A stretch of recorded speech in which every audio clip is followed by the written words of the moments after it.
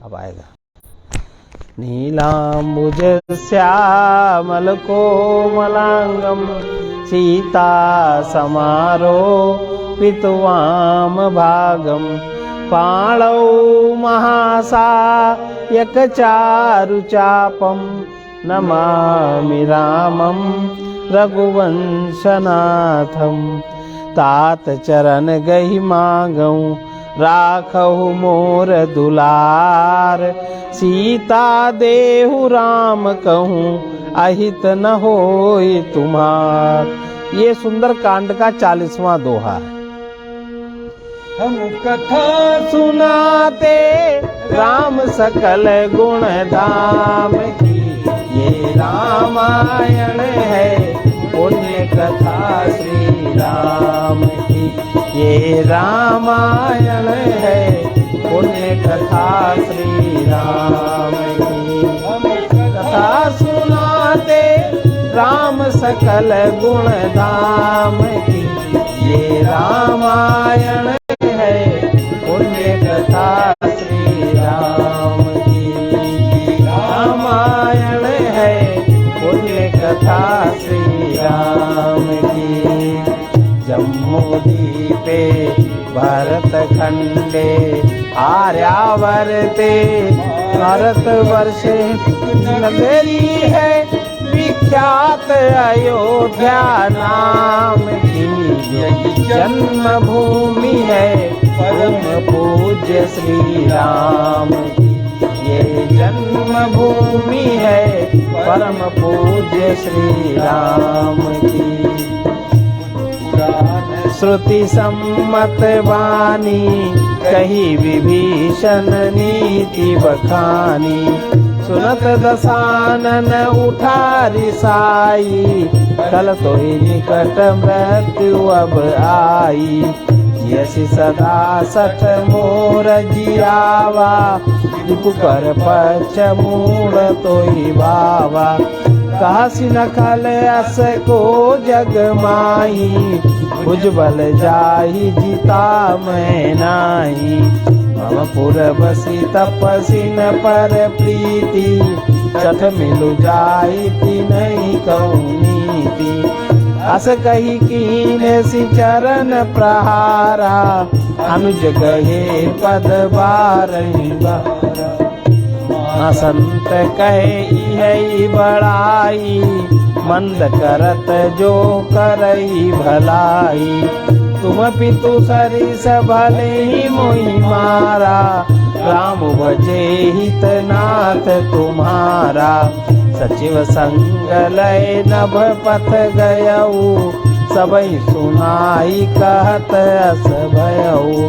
राम सत्य संकल्प प्रभु सभा काल बस तोरी। मैं रघुवीर शरण अब जाऊं देहु जनि खोर।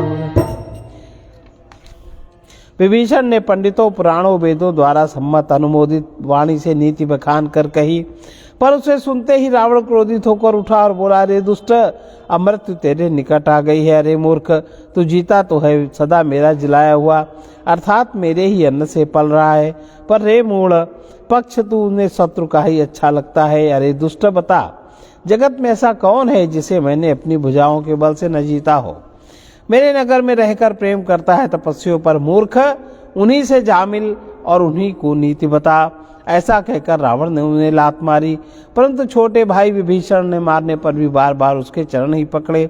शिव जी कहते हैं, उमा, संत की यही बड़ाई है कि वे बुराई करने पर भी बुराई करने वाले की भलाई ही करते हैं।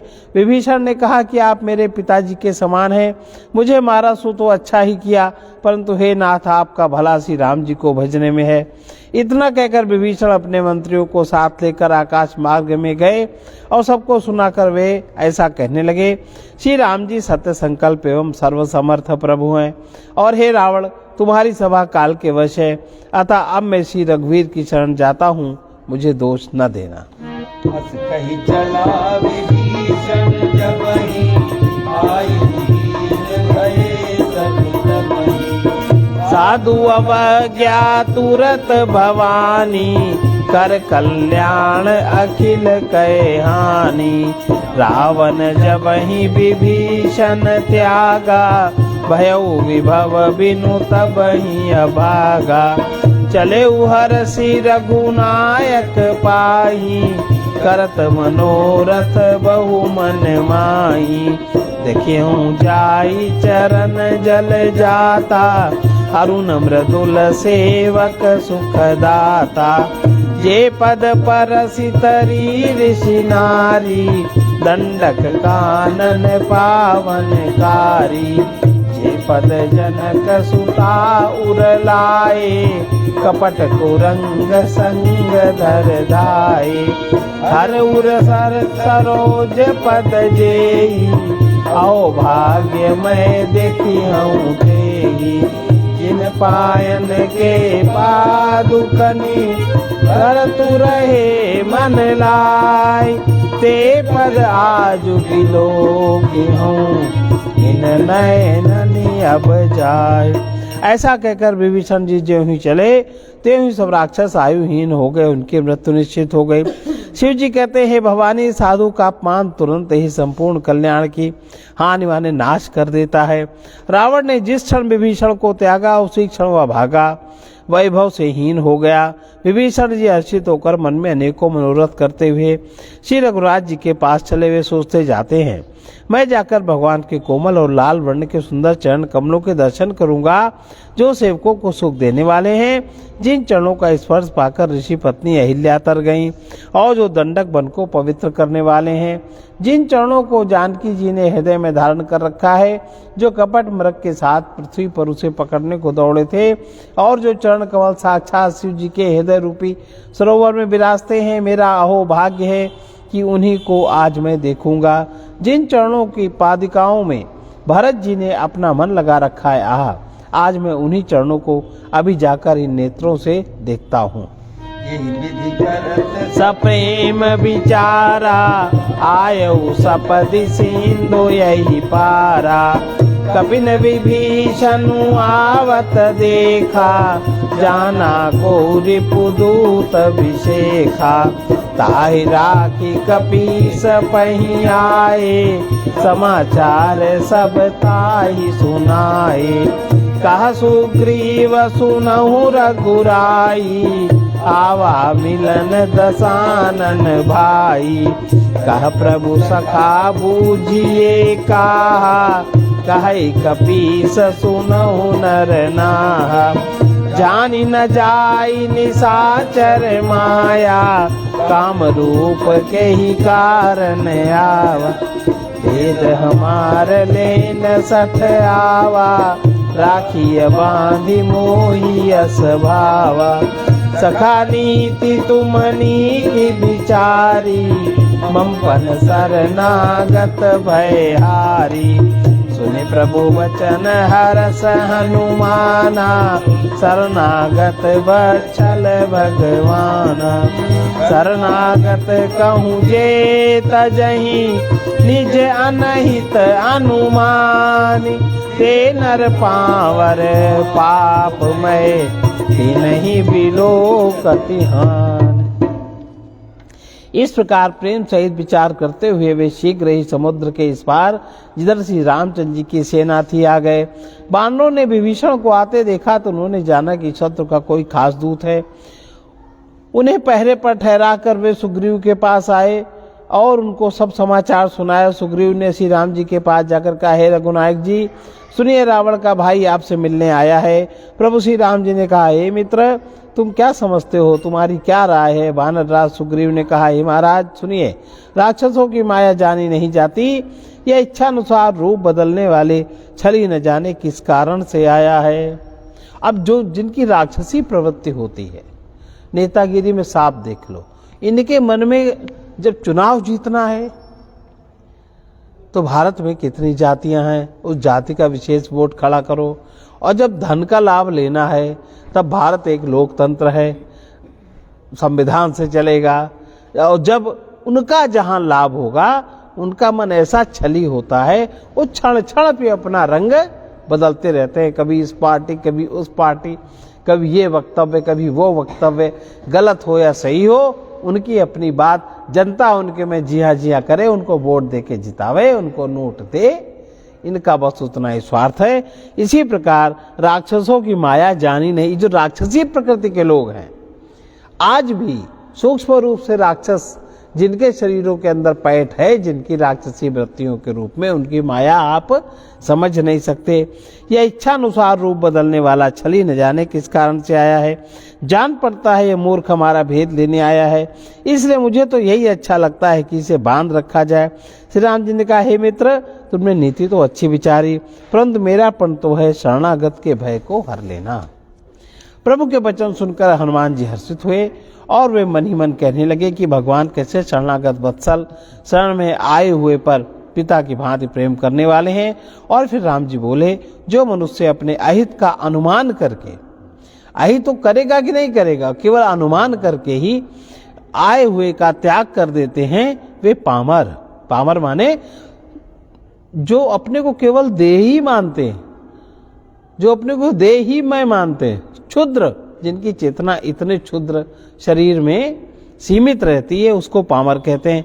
और वो व्यक्ति पापमय है, उन्हें देखने में भी हानि है, पाप लगता है। ऐसे व्यक्ति को देखने में भी पाप लगता है।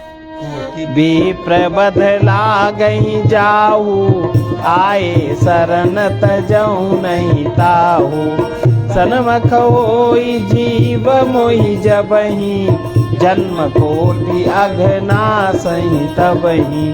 पापवंत कर सहज सुभाऊ, भजन मोर तेहि भाव न खाऊ। जो पै दूसर हृदय सोई होई, मोरे सन्मुख आवती कोई। निर्मल मन जन सो मोहि पावा, मोहि कपट छल छिद्र न भावा। भेद लेन पठवा 10 सीसा, तबहु न कछु भय हानि कपीसा। जगमहु सखा निशाचर जेते, लक्ष्मण नहीं निमिष महु तेते।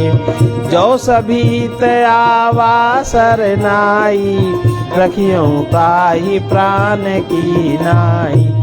उभय भांति तेहि आनहु, हंसी कह कृपा निकेत। जय कृपाल कही कपि चले, अंगद हनु समेत। जिसे करोड़ों ब्राह्मणों की हत्या लगी हो, करोड़ों ब्राह्मण, शरण में आने पर मैं उसे भी नहीं त्यागता। करोड़ों ब्राह्मण का कोई हत्यारा हो, अगर वो शरण में आ जाए तो भी उसे मैं नहीं त्यागता। जीव ज्यों ही मेरे सन्मुख होता है, त्यों ही उसके करोड़ों जन्मों के पाप नष्ट हो जाते हैं। उसके संचित कर्म, उसके अनागत कर्म और प्रारब्ध कर्म का कुछ हिस्सा भगवान के सम्मुख होने पर, भगवान यानी क्या? आपके अंदर भी भगवान है। भगवान यानी क्या? भगवान यानी जो तीनों अवस्थाएं हैं, जागृत स्वप्न सुषुप्ति को पार कर, जो तुरीया को भी पार करने लगता है, जो उन्मुनी अवस्था में प्रवेश जिसका होने लगता है, वो भगवान हो जाता है, वो भगवान हो जाता। तो कोई भी जीव तुरीया में सत्य आत्मा ही है, वहां तक जो भी व्यक्ति पहुंच जाता है, पहुंचने लगता है, जो दृष्टा और साक्षी जिसको होने का यथार्थ रूप से जो आत्मा के स्वरूप में जीने लगता है इस शरीर में, वही भगवान हो जाता है। और ऐसे के सामने मन, चित्त में अनेकों जो संचित पाप होते हैं, जब सब नष्ट हो जाते हैं तभी वहां तक कोई पहुंच पाता है। तो भगवान कह रहे हैं कि ज्यों ही जीव मेरे सन्मुख होता है, त्यों ही उसके करोड़ों जन्मों के पाप नष्ट, वो शुद्ध होकर के स्थिर हो जाता है, आत्मस्वरूप हो जाता है। पापी का यह सहज स्वभाव होता है, पापी का यह सहज स्वभाव है कि उसे मेरा भजन उसे कभी नहीं सुहाता। जब कभी भी मन में पापों का प्राबल्य होता है, सामान्य रूप से जो भजन आदि भी करते हैं उनके में भी जब पापों का बाहुल्य चित्त में वो जो सर्कल घूमता है, जब वो पाप का प्रभाव आता है तो उनका भी मन भजन वजन में नहीं लगता। खंडन मंडन, जहाँ श्रद्धा है वहीं श्रद्धा होने लगती है। जिनको देखते हैं, जिनको बड़ा गुरु बनाते हैं, उनको अगुरु मानने लगते हैं। ये पाप के प्रभाव से भगवान से संबंधित सारी चर्या डगमग हो जाती है। यदि वो रावण का भाई है, निश्चय ही दुष्ट हृदय का होता। रावण का भाई, ये बात ठीक है। अगर उसका हृदय दुष्ट होता तो निश्चय ही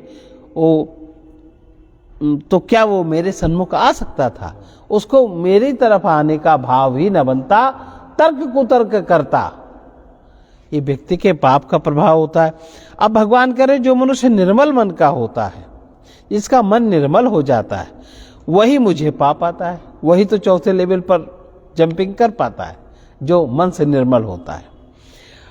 मुझे कपट और छल छिद्र नहीं सुहाते। यदि उसे रावण ने भेद लेने को भेजा है, तब भी यह सुग्रीव अपने को कुछ भी भय या हानि नहीं, भेद लेके जाए। क्योंकि हे सखे, जगत में जितने भी राक्षस हैं, लक्ष्मण क्षण भर में उन सबको मार सकते हैं।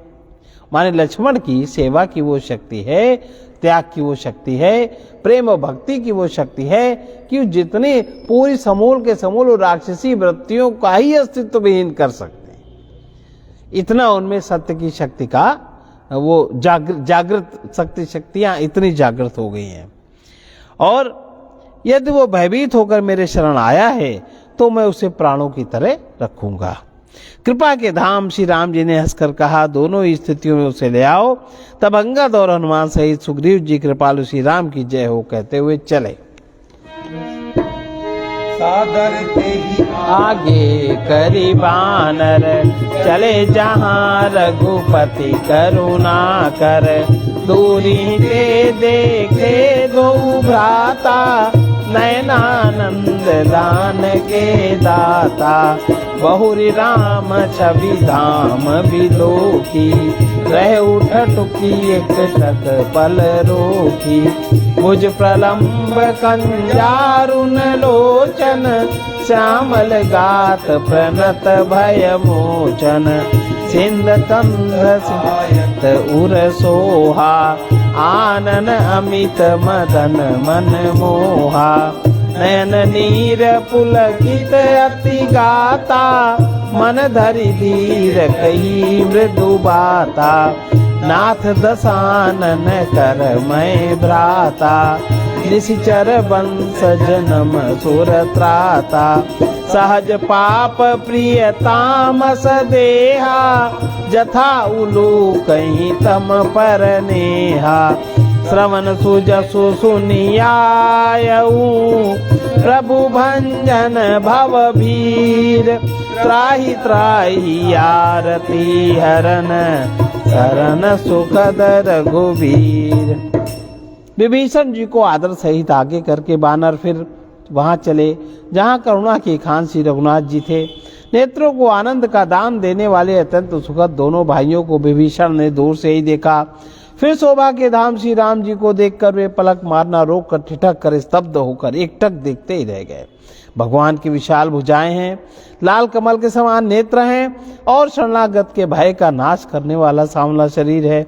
सिंह से कंधे हैं, विशाल वक्ष स्थल, चौड़ी छाती अत्यंत शोभा दे रही है। असंख्य कामदेवों के मन को मोहित करने वाला मुख है। भगवान के स्वरूप को देखकर विभीषण जी के नेत्रों में प्रेमाशुओं का जल भराया और शरीर अत्यंत पुलकित हो गया। फिर मन में धीरज धर कर उन्होंने कोमल वचन कहे, हे नाथ, मैं दशमुख रावण का भाई हूं। हे देवताओं के रक्षक, अब देखो, अब ये जो अपनी बात ही कह रहे हैं, आज जो पापवंत लोग हैं, चूंकि उनका अंतर शरीर पवित्र नहीं है, इसलिए सत्य नहीं बोल सकते अपने विषय में भी। कह देते हैं ये रामायण में लिखा ये शब्द गलत है, भील, कोल, किरात, नारी, ये सब गलत है, पर हम सही हैं। न तुम्हारा शरीर सही, न तुम्हारी वाणी सही, न तुम्हारा मन सही, न तुम्हारी वृत्ति सही। तो आजकल के राक्षस और पिछले जमाने के राक्षसों में ये अंतर है। लेकिन चूंकि इनका कुल ब्राह्मण है, इनका सब कुल बहुत पावन है, उच्च कुल है, ये कर्म से पतित हैं, राक्षस हो गए। तो इतनी सच्चाई इनके में है। और जो कर्म से भी पतित हैं, कुल से भी जो पतित हैं, सबसे कल बोलो मत, सत्य मत बोलो। सत्य बोलोगे तो उपन्ना फाड़ दो, रामायण के बैन कर दो। कोई व्यक्ति सत्य, अगर कोई सही बात लिखी है, अहंकार इतना अंधा है, दरिद्र है, अगर वो उस पे लागू होता, उस पे क्यों लागू होता? तो शरीर है, व्यवस्था है, ऐसे ही चलता है, प्रकृति है। तो अपने अहंकार को, तामसी अहंकार बहुत छिनभिनाता है, बड़ी जिद करता है, जैसा आजकल वातावरण देश में चल रहा है। मैं दशमुख रावण का भाई हूं, देवताओं के रक्षक, मेरा जन्म राक्षस कुल में हुआ है, मेरा तामसी शरीर है, स्वभाव से ही मुझे पाप प्रिय है। जैसे उल्लू को अंधकार पर सहज स्नेह होता है, फिर भी मैं कानों से आपका सुयश सुनकर आया हूं कि प्रभु भव जन्म मरण के भय का नाश करने वाले हैं। हे दुखियों के दुख दूर करने वाले और शरणागत को सुख देने वाले श्री रघुवीर, मेरी रक्षा कीजिए, मेरी रक्षा कीजिए। करत दंडवत देखा, तुरत उठे प्रभु विसेखा। दीन बचन सुनी प्रभु मन भावा, बुझ विशाल गही हृदय लगावा। अनुज सहित मिली ढिंग बैठारी, बोले बचन भगत भयहारी। कहु लंकेश सहित परिवारा, कुशल कुठार बास तुम्हारा। खल मंडली बसहु दिनु राती, सखा धर्म निभई के ही भांति। मैं जानऊ तुम्हारी सब रीति, अति निपुण न भाव नीति।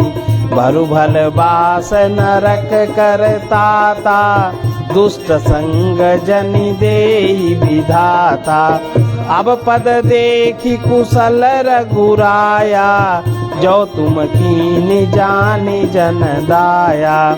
तब लगी कुशल न जीव कहूँ, सपने हूँ मन विश्राम। जब लगी भजत न राम कहूँ, शोक धाम तजि धाम। प्रभु ने उन्हें ऐसा कहकर दंडवत करते देखा तो वे अत्यंत हर्षित होकर तुरंत उठे। विभीषण जी के दीन वचन सुनने पर प्रभु के मन को बहुत भाए। उन्होंने अपनी विशाल भुजाओं से पकड़कर उसको हृदय से लगा लिया। छोटे भाई लक्ष्मण जी सहित गले मिलकर उनको अपने पास बैठाकर श्री राम जी भक्तों के भय को हरने वाले वचन बोले, हे लंकेश, परिवार सहित अपनी कुशल कहो, तुम्हारा निवास बुरी जगह पर है। अब कह तो कोई बुरी जगह ही नहीं होती। अच्छा बुरा तो प्रकृति का द्वंद्व है, और तीन गुण सत्व रज तम, ये सारी सृष्टि इसी से निर्मित है। अब जो जिसको पसंद करता है, या जो जिसने पसंद किया पिछले शरीरों में, अब हर व्यक्ति मानता है अपने को शरीर, और शरीर के हिसाब से कोई व्यक्ति अगर समानता चाहे तो कैसे हो सकती है? नहीं हो सकती। सबके शरीर अलग अलग बने क्योंकि सबकी प्रकृति अलग अलग, सबकी प्रकृति अलग क्योंकि सबके कर्म अलग अलग, सबके कर्म अलग अलग, सबके फल अलग अलग, और सबकी प्रेरणा अलग अलग।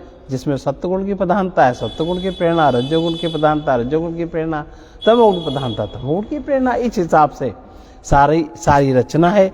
अब भगवान वही बात कह रहे हैं कि दिन रात तुम्हारा निवास बुरी जगह पर है, दिन रात दुष्टों की मंडली में बसते हो। ऐसी दशा में हे सखे, तुम्हारा धर्म किस प्रकार निभता है? मैं तुम्हारी सब रीति आचार व्यवहार जानता हूँ। तुम अत्यंत नीति निपुण हो, तुम्हें अनीत नहीं सुहाती है तात। नरक में रहना अच्छा है, परंतु विधाता दुष्ट का संग कभी न दे। विधाता दुष्ट के संग कभी न दे। विभीषण जी ने कहा, हे रघुनाथ जी, अब आपके चरणों का दर्शन कर कुशल से हूँ, जो आपने अपना सेवक जानकर मुझ पर दया की। जब तक जीव की कुशल नहीं, देखो यहाँ जीव शब्द का प्रयोग है। अगर आप अपने को देह मानोगे तो बहुत झंझट में पड़ोगे, क्योंकि सबकी देह गोरी नहीं होती, उसके कर्म के अनुसार होती, उसके वर्ण के अनुसार होती, उसके गुण के अनुसार होती। गुण कर्म का विभाग जिसका जैसा होता है वैसा होता, सबकी देह काली नहीं होती। तो जब एक स्तर है जो अपने को शरीर मानता है प्राणी, और दूसरा स्तर है वो अपने को जीव मानता है, तीसरा स्तर है वो अपने को आत्मा जानता है, उसमें आत्मज्ञान प्रकृत होते हैं। 3 तल हैं। अब 3 तल में ज्यादातर देह तल के ही लोग हैं और सारी व्यवस्थाएं देह तल में है, नंबर दूसरे तल में भी है। जितना ब्रह्मांड है सब इस प्रकार से 4 भागों में बटा है। तो जब तक जीव की कुशल नहीं तब तक स्वप्न में भी उसके मन को शांति है, शांति नहीं जब तक वो शोक के घर काम माने विषय कामना को छोड़कर श्री राम जी को नहीं बसता। अगर विषय कामनाएं बड़ी प्रबल हैं तो आप राम जी का भजन नहीं कर सकते।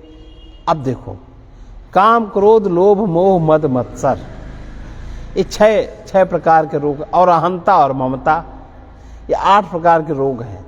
अब जीव के स्तर में जो सबसे क्षुद्र जीव है, क्षुद्र निम्न प्रकृति, सबसे निम्न प्रकृति वाले में काम और क्रोध अधिक होता है कि नहीं? उससे ऊपर वाले में लोभ और मोह अधिक होता है, अपनी कामनाओं के प्रति मोह। और उससे ऊपर वाले में क्या होता है? उसके ऊपर वाले में मद और मत्सर अधिक होता है। ये राजा बड़ा कि वो राजा छोटा, उसके पास विपुल संपत्ति है, चढ़ाई कर दो, मारो इसको, मारो उस, देखो रूस का और उसका क्या चल रहा है, कोई कारण है? और उससे जो ऊपर वाले हैं उनमें अहंता और ममता होती है। ये 4 प्रकार के लोगों में 4 प्रकार के दोष। अब अपने अपने दोषों के निर्वहन करने के लिए व्यक्ति नहीं लग सकता परमात्मा में जब तक उसके ये दोष नहीं हट सकते। अब अगर कोई ब्राह्मण शरीर में है तो अकारण अभिमानी है कोई, और ये तो तमोगुण का लक्षण है।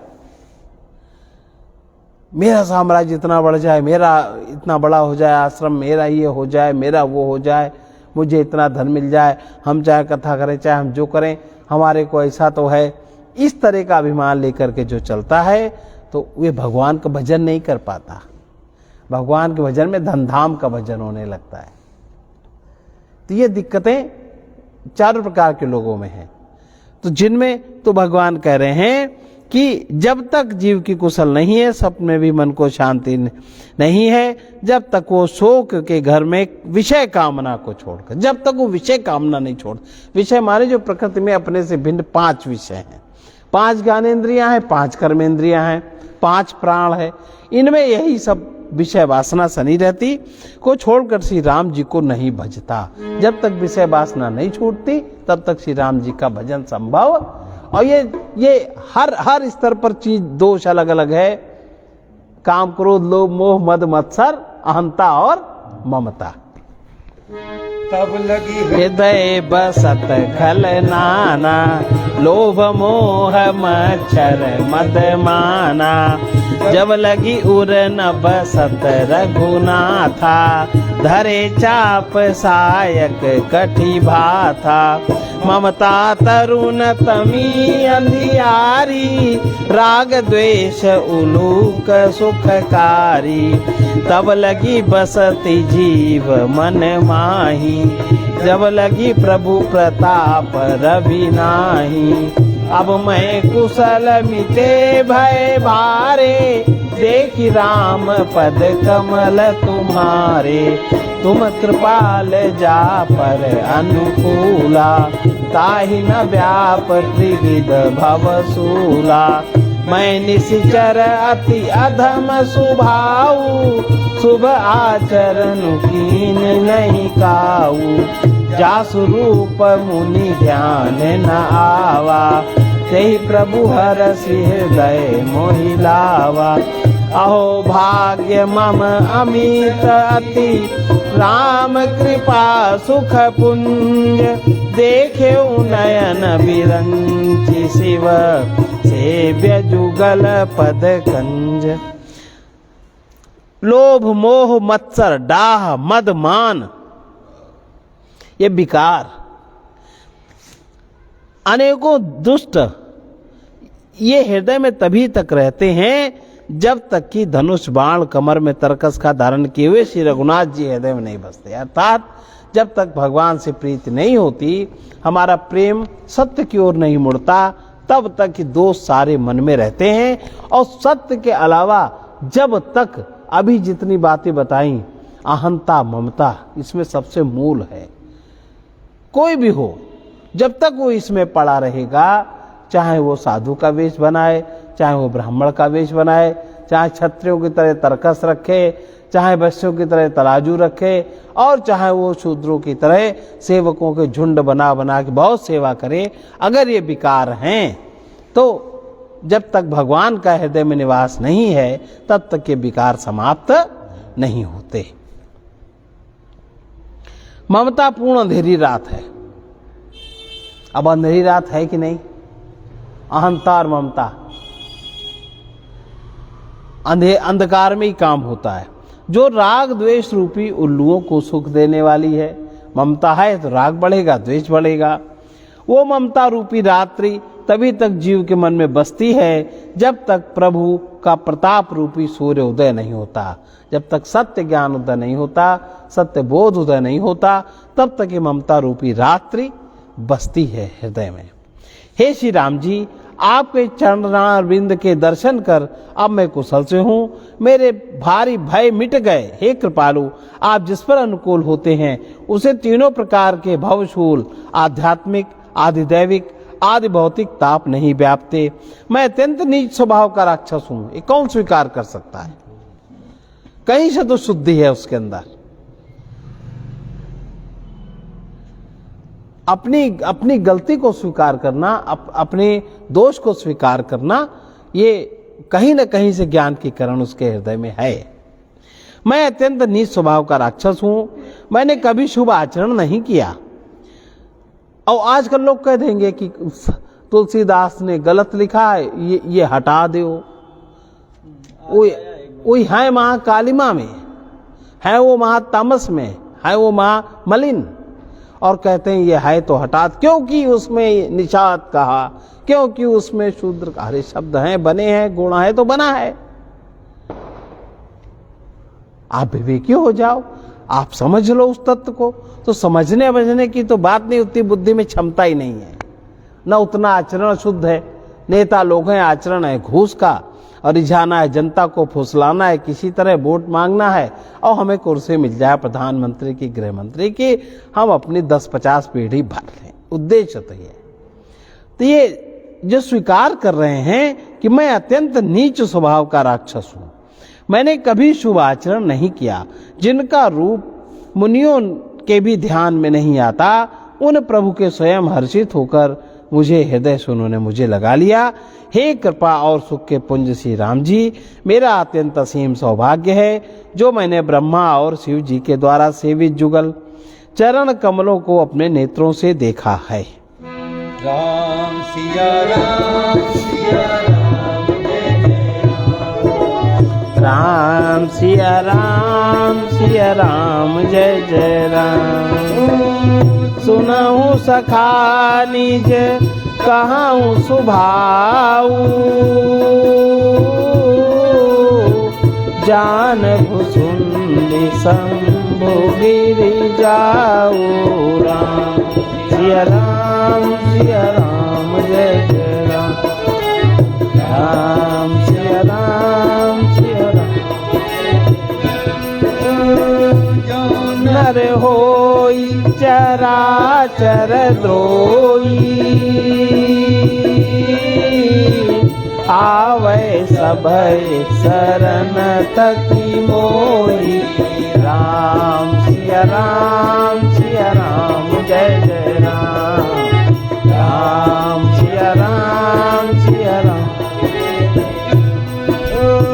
तजी मद मोह कपट छल नाना, करऊं सत्य तेहि साधु समाना। राम सिया राम जय जय राम। राम सिया राम जय जय राम। जननी जनक बंधु सुत दारा तनु धनु भवन सुरद परिवारा राम सिया राम जय जय राम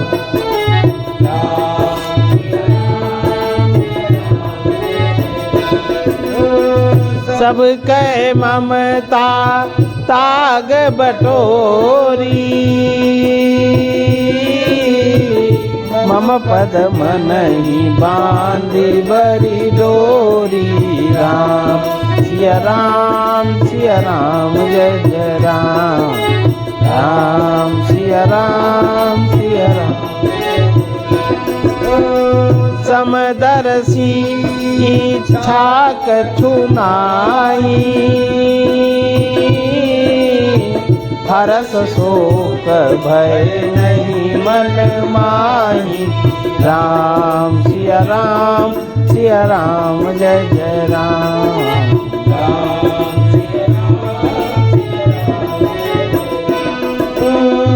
अस सज्जन मम उर बस कैसे लोभी हृदय बसई धनु जैसे राम सिया राम जय जय राम राम सिया राम तुम सारिखे संत प्रिय मोरे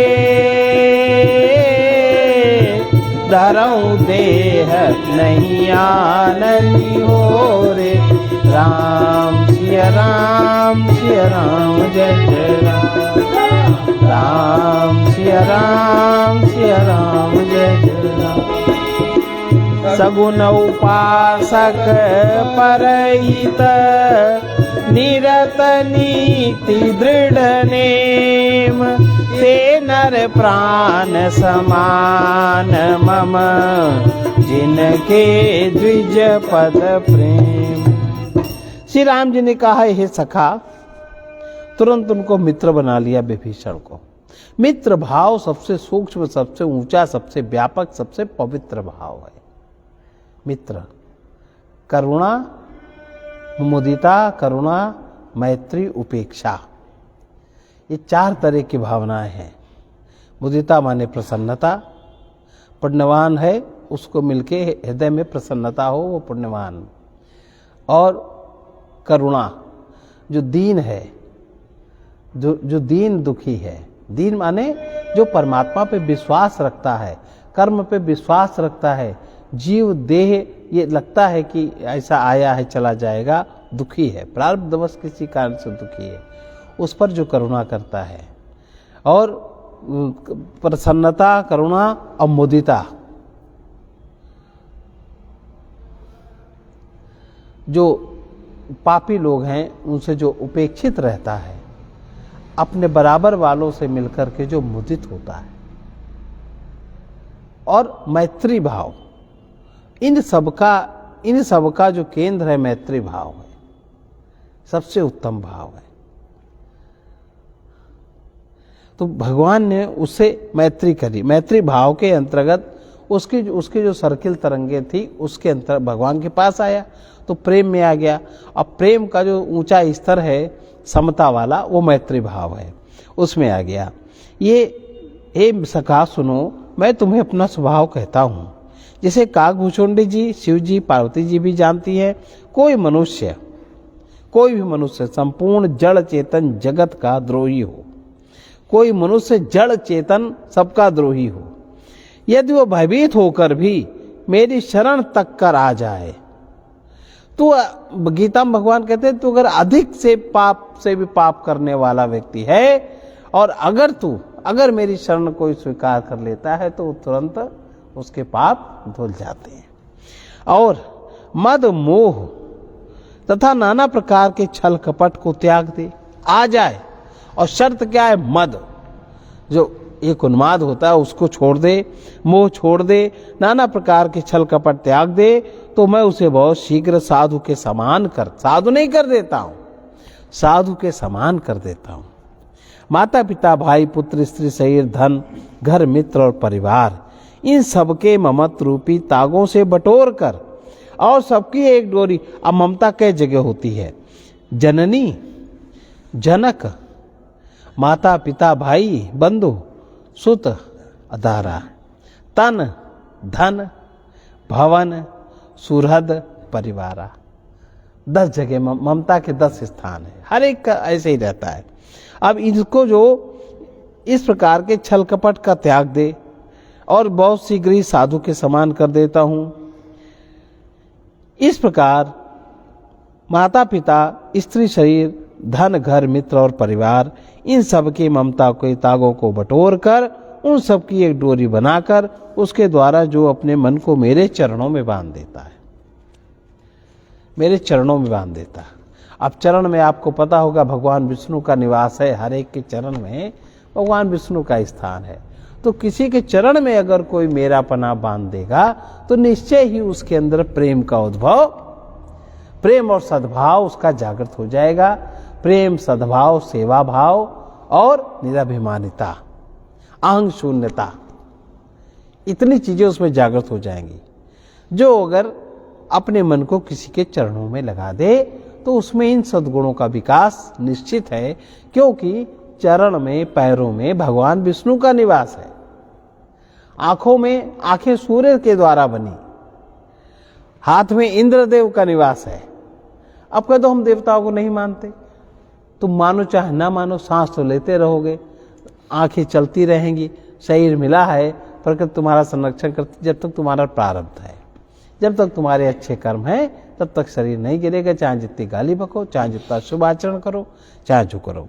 जो मेरे तो इसलिए चरणों में देखो, द्विज पद प्रीति की बात भी यही बात, ये नहीं कि वो बड़ा है वो छोटा है, या वो ब्राह्मण है या वो क्षत्रिय है शूद्र वैश्य, ऐसा कुछ नहीं है।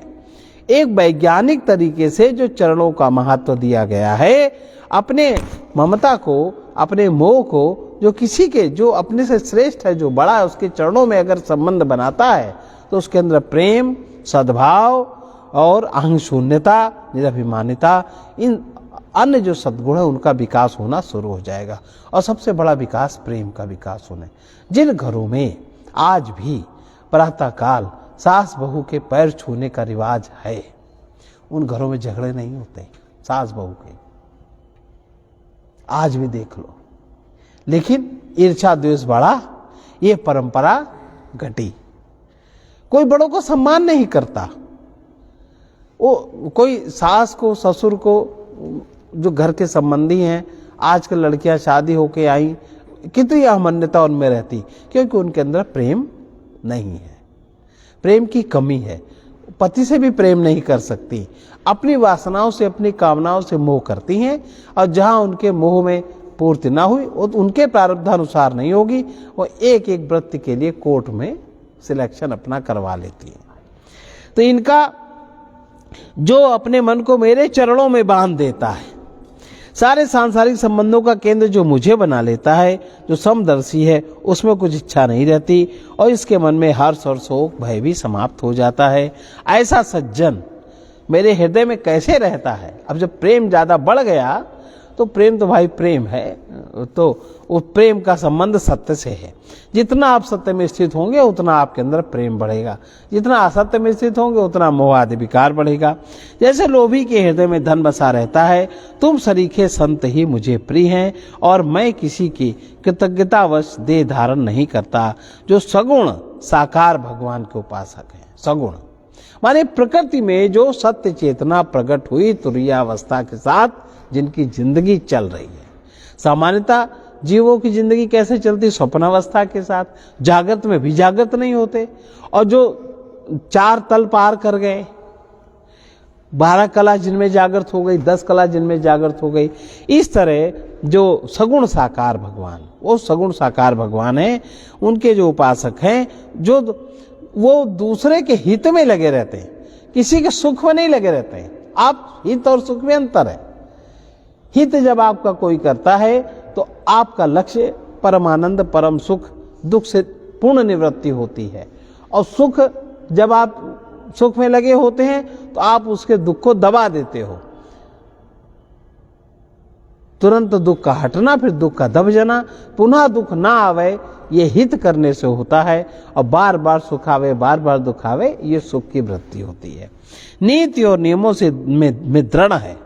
नीति और जो सगुण साकार भगवान के उपासक हैं, दूसरों के हित में लगे रहते हैं, नीति और नियमों में जो दृढ़ है, और जिन्हें ब्राह्मणों के चरणों में प्रेम है। फिर वही बात आ गई, आपके अंदर प्रेम कैसे बढ़ेगा? जहां भगवान विष्णु का केंद्र आप कहां पूरी दुनिया में ढूंढोगे? भगवान विष्णु का केंद्र आप कहां ढूंढोगे पूरी दुनिया में? कोई भी व्यक्ति सिवा चरणों के अलावा, और चरण में जो श्रेष्ठ हो, जिनमें ओछी पोछी भावना ना हो, गलत सद्विकार ना हो, जो ब्रह्म तत्व की खोज में लीन हो रहे हैं, जो उनके भजन में, उनके दृढ़ में और उनके उसमें सब में जो शांतता को प्राप्त हो रहे हैं, ऐसे ब्राह्मणों के चरणों में प्रेम है। वे मनुष्य मेरे प्राणों के समान प्रिय हैं। राम सिया राम सिया राम जय जय राम।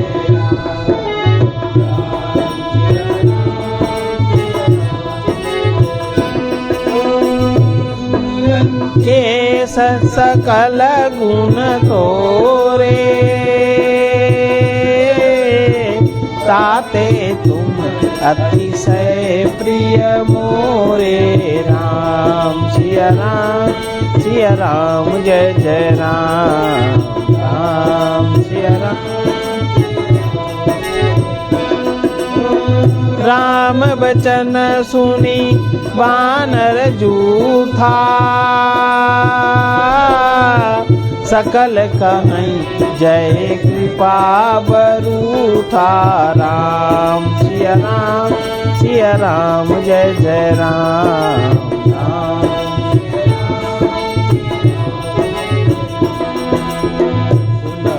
विभीषण प्रभु कै वाणी, नहीं अघात श्रवणामृत जानी। पद अम्बुज गही बारही बारा, हृदय समात न प्रेम अपारा।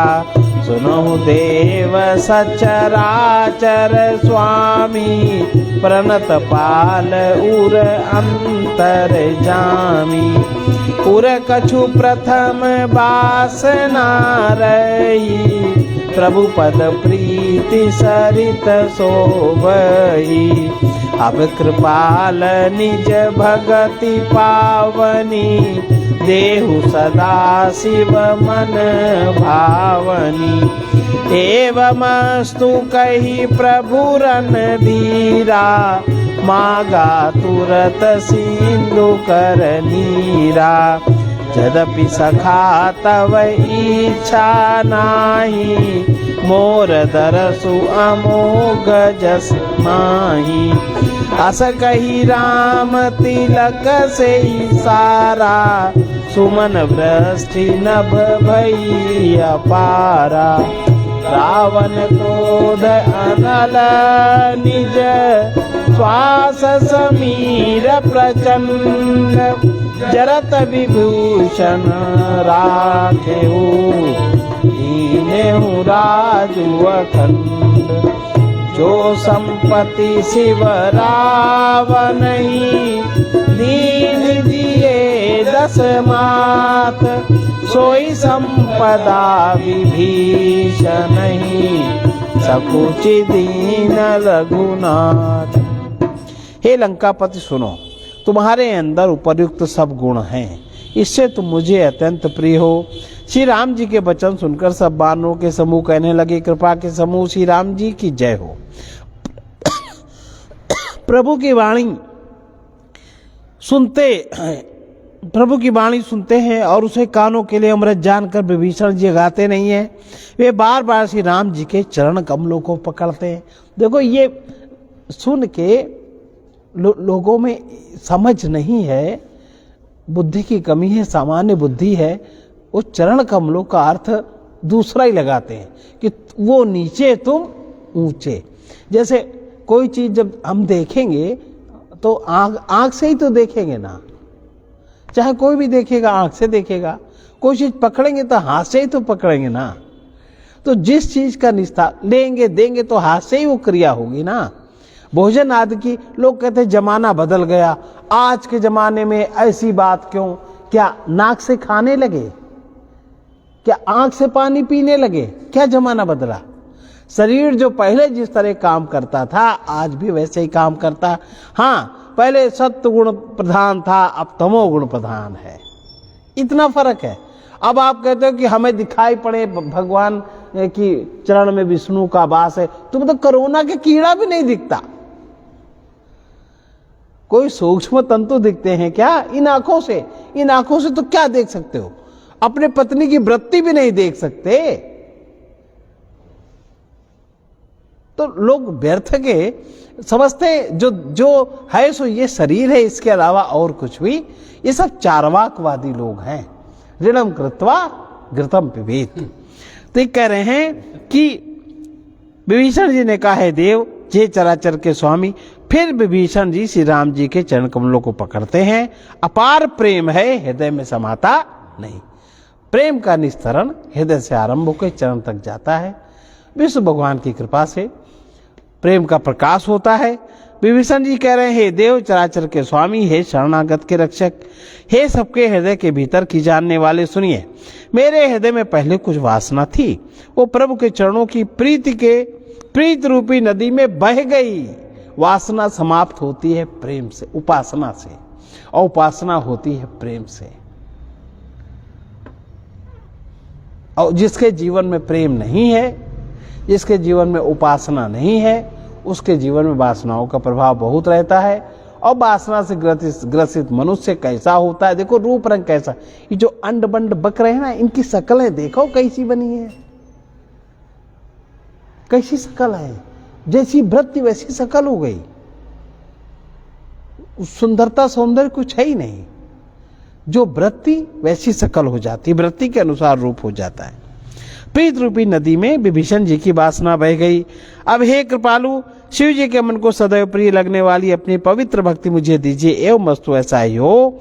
कहकर रणधीर प्रभु श्री राम जी ने तुरंत समुद्र का जल मांगा और कहा हे सखा, यद्यपि तुम्हारी को इच्छा नहीं है, पर जगत में मेरा दर्शन अमोघ है। मुझे जो मेरे हिसाब से, अब विभीषण जी ने उनको उनके हिसाब से देखा। हम राजा से मिल रहे हैं, दशरथ के पुत्र से मिल रहे हैं, ऐसा नहीं। वो भगवान से मिल रहे हैं, जो उन्होंने सुन रखा था, पढ़ रखा था कि ऐसा ऐसा होगा, वो उनके स्तर से मिले हैं। तो ऐसे दर्शन का फल अमोघ है, वो निष्फल नहीं जाता। ऐसा कहकर श्री राम जी ने उनको राज तिलक कर दिया। आकाश से पुष्पों की अपार वृष्टि हुई। श्री राम जी ने रावण की क्रोध रूपी अग्नि में, जो अपनी विभीषण की श्वास वचन रूपी पवन से प्रचंड हो रही थी, जलते हुए विभीषण को बचा लिया और उसे अखंड राज्य दे दिया। शिव जी ने जो संपत्ति रावण को 10 सिरों की बलि देने पर दी थी, वही संपत्ति श्री रघुनाथ जी ने विभीषण को बहुत सकुचाते हुए दी। अस प्रभु छाड़ी भजई जही आना, ते नर पशु बिनु पूछ बिसाना। निज जन जानी ताई अपनावा, प्रभु सुभाव कपि कुल मन भावा।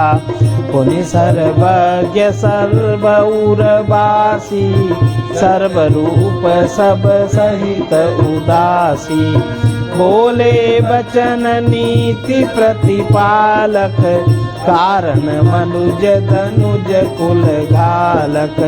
सुन कपीस लंकापति वीरा, कई विधि तरिय जलधि गंभीरा। संकुल मकर उरग झस जाति, अति अगाध दुस्तर सब भांति। कहलंकेश सुनहु रघुनायक, कोटि सिंधु शोषक तब सायक। यद्यपि जदपि नीति यस गाई, विनय करिय सागर सन जाई। प्रभु तुम्हारे कुल गुरु जलधि, कही उपाय विचारी। बिनु प्रयास सागर तरी, सकल भालु कपिधा। ऐसे परम कृपालु प्रभु को छोड़कर जो मनुष्य दूसरे को भसते हैं वे बिना सींग पूंछ के पशु हैं। अपना सेवक जानकर विभीषण को राम जी ने अपना लिया। प्रभु का स्वभाव वानर कुल के मन को बहुत भाया। फिर सब कुछ जानने वाले, सबके हृदय में बसने वाले, सर्वरूप सब रूपों में प्रकट, सबसे रहित, उदासीन कारण से भक्तों पर कृपा करने के लिए मनुष्य बने हुए तथा राक्षसों के कुल का नाश करने वाले श्री राम जी नीति की रक्षा करने वाले वचन बोले। हे वीर वानर राज सुग्रीव और लंकापति विभीषण, सुनो इस गहरे समुद्र को किस प्रकार पार किया जाए। अनेक जाति के मगर, सांप, मछलियों से भरा हुआ अत्यंत अथाह समुद्र पार करने में सब प्रकार से कठिन है। विभीषण जी ने कहा, हे रघुनाथ जी सुनिए, यद्यपि आपका एक बाण ही करोड़ों समुद्रों को सोखने वाला है, सोख सकता है, तथापि नीति ऐसी कही गई है कि उचित यह होगा कि पहले जाकर समुद्र से प्रार्थना की जाए। हे प्रभु, समुद्र आपके कुल में बड़े हैं, मतलब पूर्वज हैं, वे विचार कर उपाय बतला देंगे। तब रीछ और बानरों की सारी सेना बिना ही परिश्रम के समुद्र के उस पार उतर जाएगी।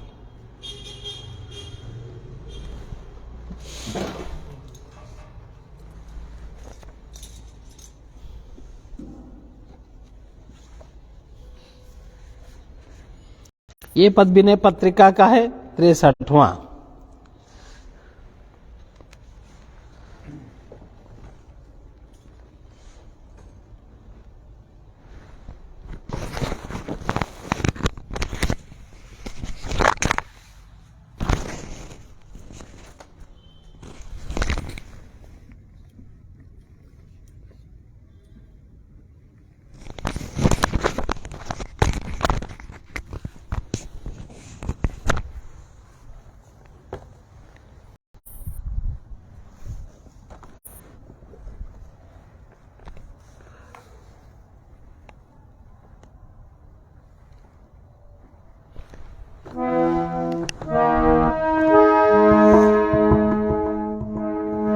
मन इतनोइया तनु को परम फलु, मन इतनोइया तनु को परम फलु, मन इतनोइया तनु को परम फलु।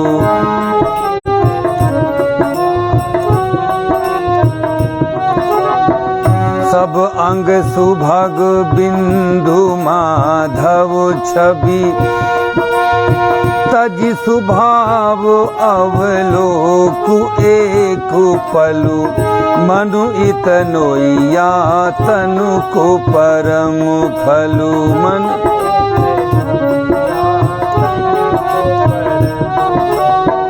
तरुण अरुण अम्भोज चरण मृदु, नख दुति हृदय तिमिरी हारी।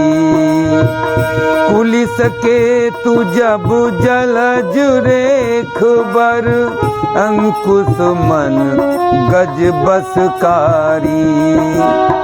कनक जटित मणि नूपुर मेखल, कटि तट रटति मधुर वाणी।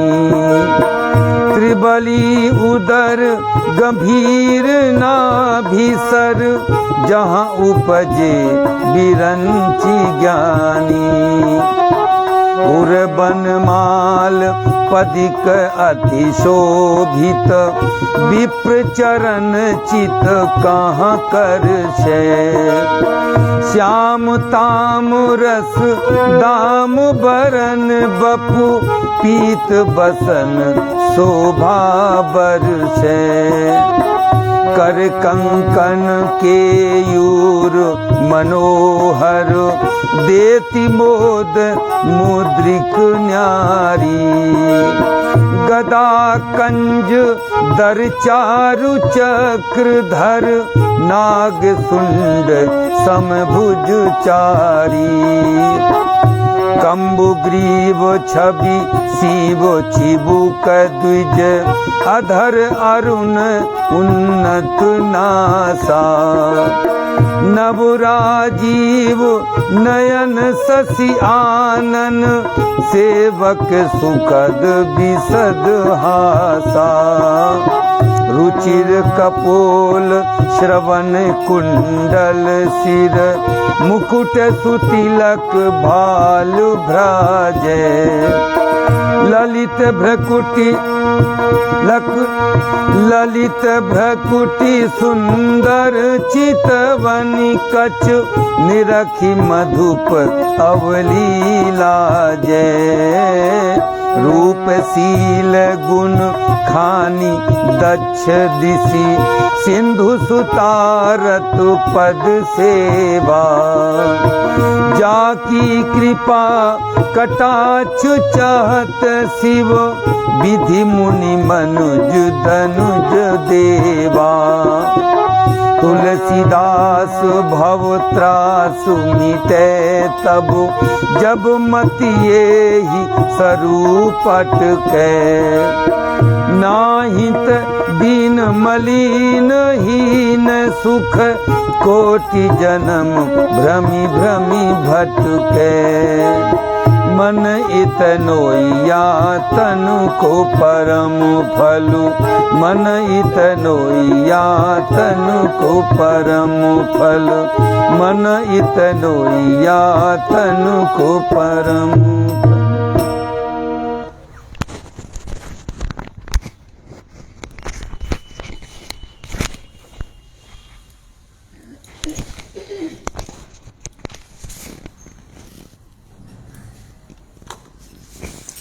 इसका भावार्थ है कि इस शरीर का परम फल केवल इतना ही है कि नख से सिक तक सुंदर अंगों वाले श्री बिंदु माधव जी की छवि का पल भर के लिए अपने चंचल स्वभाव को छोड़कर स्थिरता के साथ प्रेम से दर्शन कर।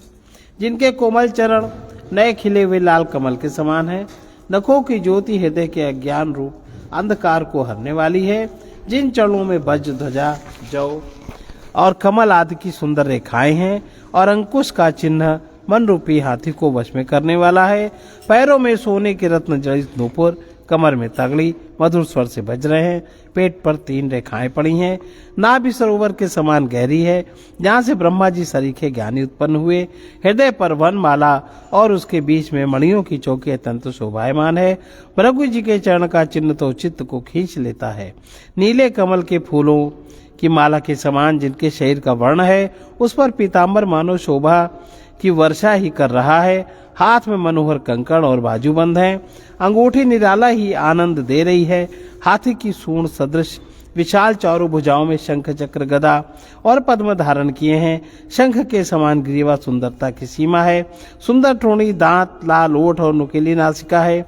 नवीन कमल के सदृश नेत्र, चंद्रमा के समान मुखमंडल, मृदु मुस्कान भक्तों को सुख देने वाली है। सुंदर कपोल, कानों में कुंडल, मस्तक पर मुकुट, भाल पर सुंदर तिलक शोभित हो रहा है। सुंदर कटीली भौवें मनोहर चितवन है और जिनके काले केशों को देखकर भौरों की पंक्ति भी लज्जित हो रही है। रूपशील गुणों की खान सिंधु सुता सी लक्ष्मी जी दक्षिण भाग में विराजित होकर चरण सेवा कर रही हैं, जिनकी कृपा दृष्टि शिव, ब्रह्मा, मुनि, मनुष्य, दैत्य और देवता भी चाहते हैं।